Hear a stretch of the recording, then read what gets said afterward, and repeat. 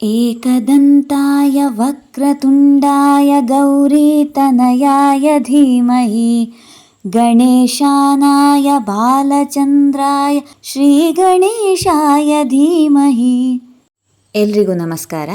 ನಮ್ಮ ಮನೆಗಳಲ್ಲಿ ಯಾವುದೇ ಕೆಲಸ ಶುರು ಮಾಡಬೇಕಂದ್ರೆ ಮೊದಲು ಸ್ಮರಣೆ ಮಾಡುವಂಥ ದೇವರು ಅಂದರೆ ಅದು ಗಣಪತಿ.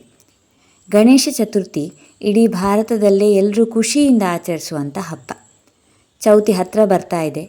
ನಮ್ಮ ಮನೆ ದೇವರು ಕೂಡ ಗಣಪ. ಹಾಗಿದ್ಮೇಲೆ ಅವನಿಗೆ ಸ್ಪೆಷಲ್ ಟ್ರೀಟ್ಮೆಂಟ್ ಸಿಗಬೇಕಲ್ವಾ? ಪ್ರತಿ ವರ್ಷವೂ ನಾನು ಗಣಪತಿಗೆ ತುಂಬ ಪ್ರಿಯವಾದ ಮೋದಕ ನೈವೇದ್ಯ ಮಾಡೇ ಮಾಡ್ತೇನೆ. ಇವತ್ತು ಆ ಮೋದಕವನ್ನು ಹೇಗೆ ಮಾಡೋದು ಅಂತ ತೋರಿಸ್ಕೊಡ್ತೇನೆ, ಬನ್ನಿ. ಮೊದಲಿಗೆ ನಾವು ಮೋದಕದ ಹೊರಗಿನ ಹಿಟ್ಟಿನ ಲೇಯರನ್ನು ಮಾಡ್ಕೊಳ್ಬೇಕು. ನಾನಿಲ್ಲಿ 2 ಕಪ್ ಆಗುವಷ್ಟು ನೀರು ತಗೊಂಡಿದ್ದೇನೆ.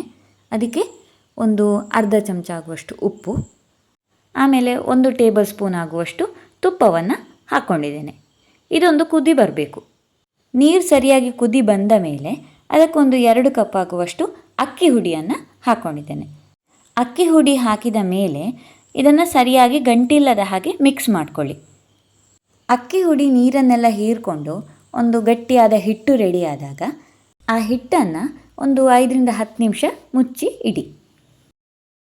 ಹಿಟ್ಟು ತಣ್ಣಗಾಗಿ ಕೈಯಲ್ಲಿ ಮುಟ್ಟುವಷ್ಟು ಬಿಸಿ ಇದ್ದಾಗ ಅದನ್ನು ಒಂದು ಅಗಲವಾದ ತಟ್ಟೆಗೆ ಟ್ರಾನ್ಸ್ಫರ್ ಮಾಡಿಕೊಳ್ಳಿ.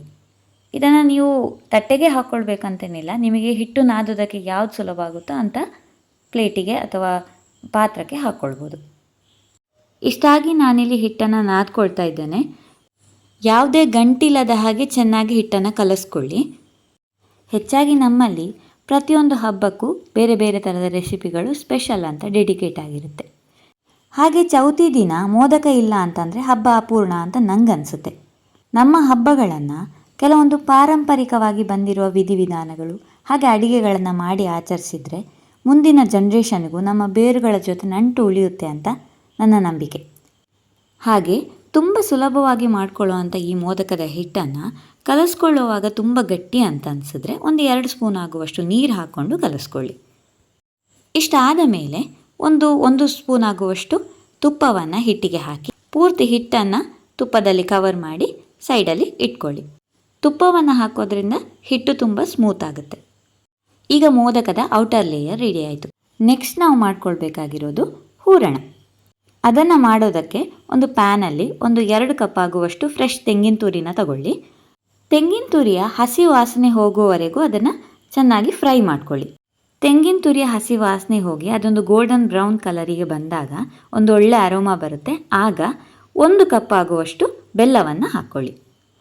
2 ಕಪ್ ತೆಂಗಿನ ತುರಿಗೆ 1 ಕಪ್ ಆಗುವಷ್ಟು ಬೆಲ್ಲವನ್ನು ನಾನಿಲ್ಲಿ ಹಾಕ್ಕೊಂಡಿದ್ದೇನೆ. ಬೆಲ್ಲ ಮತ್ತು ಕಾಯಿ ಸರಿಯಾಗಿ ಹೊಂದ್ಕೊಳ್ಳೋವರೆಗೆ ಇದನ್ನು ಚೆನ್ನಾಗಿ ಮಿಕ್ಸ್ ಮಾಡಿ. ಇದಾದಮೇಲೆ ಇದಕ್ಕೊಂದು ಅರ್ಧ ಚಮಚ ಆಗುವಷ್ಟು ಏಲಕ್ಕಿ ಹುಡಿಯನ್ನು ಹಾಕ್ಕೊಂಡಿದ್ದೇನೆ. ನಾವು ಕಲಸ್ಕೊಂಡಿರೋ ಅಕ್ಕಿ ಹಿಟ್ಟು ಇಷ್ಟು ಮೃದುವಾಗಿ ಇರಬೇಕು. ಮೋದಕವನ್ನು ಶೇಪ್ ಮಾಡೋದಕ್ಕೆ ನಾನಿಲ್ಲಿ ಮೋದಕದ ಮೋಲ್ಡ್ ಯೂಸ್ ಮಾಡಿದ್ದೇನೆ. ಮೊದಲಿಗೆ ಮೋಲ್ಡಿಗೆ ತುಪ್ಪ ಹಚ್ಕೊಳ್ಳಿ.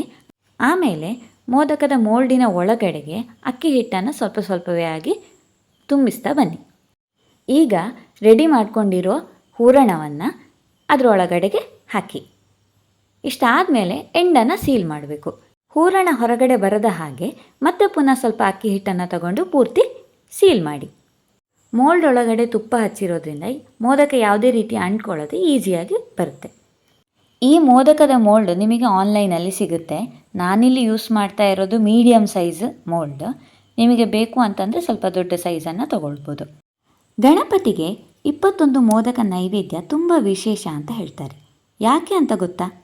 ಇದರ ಹಿಂದೆ ಒಂದು ಕಥೆ ಇದೆ.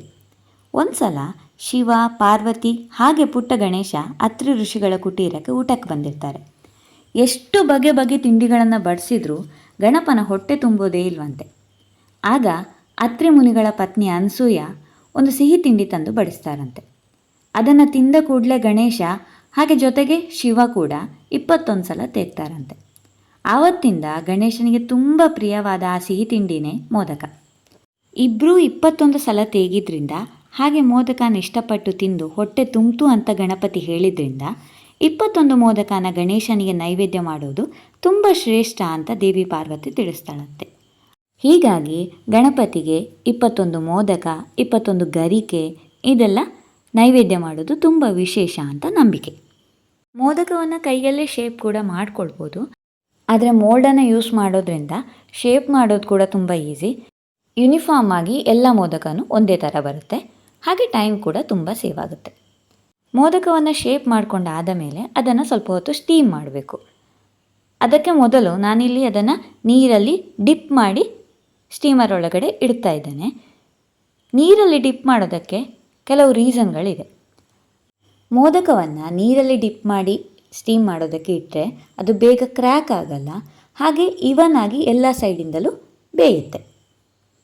ಇನ್ನೊಂದು ರೀಸನ್ ಏನಂದರೆ ಮೋದಕ ಯಾವುದೇ ರೀತಿ ಸ್ಟೀಮರಿಗೆ ಅಂಟ್ಕೊಳ್ಳೋದಿಲ್ಲ, ಅದನ್ನು ಸುಲಭವಾಗಿ ತೆಗಿಬೋದು. ನಾನಿಲ್ಲಿ ಮೋದಕವನ್ನೆಲ್ಲ ಸರಿಯಾಗಿ ಅರೇಂಜ್ ಮಾಡಿ ಇಟ್ಕೊಳ್ತಾ ಇದ್ದೇನೆ. ಇನ್ನೀಗ ಇದನ್ನು ನಾನು ಒಂದು 10 ನಿಮಿಷ ಆಗುವಷ್ಟು ಮುಚ್ಚಿ ಸ್ಟೀಮ್ ಮಾಡಿ ಬೇಯಿಸ್ಕೊಳ್ತಾ ಇದ್ದೇನೆ. 10 ನಿಮಿಷ ಸ್ಟೀಮ್ ಮಾಡಿಕೊಂಡ್ರೆ ಸಾಕು. ಗಣಪತಿಗೆ ಪ್ರಿಯವಾದ ಹಾಗೆ ಅವನ ಭಕ್ತರಿಗೂ ಇಷ್ಟ ಆಗುವಂಥ ರುಚಿಯಾದ ಮೋದಕ ನೈವೇದ್ಯಕ್ಕೆ ರೆಡಿ. ಈ ಮೃದುವಾದ ಬಿಸಿ ಬಿಸಿಯಾದ ಮೋದಕವನ್ನು ಮೇಲಿನಿಂದ ಸ್ವಲ್ಪ ತುಪ್ಪವನ್ನು ಹಾಕ್ಕೊಂಡು ತಿಂದು ನೋಡಿ. ಖಂಡಿತ ಮುಂದಿನ ವರ್ಷ ಕೂಡ ಗಣಪತಿಗೆ ಇದೇ ನೈವೇದ್ಯನ ಮಾಡ್ತೀರಾ. ರೆಸಿಪಿ ಇಷ್ಟ ಆಗಿದ್ದರೆ please like, share and comment. Rashmi's kitchen tales ಚಾನಲನ್ನು ಸಬ್ಸ್ಕ್ರೈಬ್ ಮಾಡದೇ ಇರೋರು ಪ್ಲೀಸ್ ಸಬ್ಸ್ಕ್ರೈಬ್ ಮಾಡ್ಕೊಳ್ಳಿ. ವಿಡಿಯೋ ನೋಟಿಫಿಕೇಷನ್ಗಾಗಿ ಬೆಲ್ ಬಟನನ್ನು ಪ್ರೆಸ್ ಮಾಡಿ. Thanks for watching.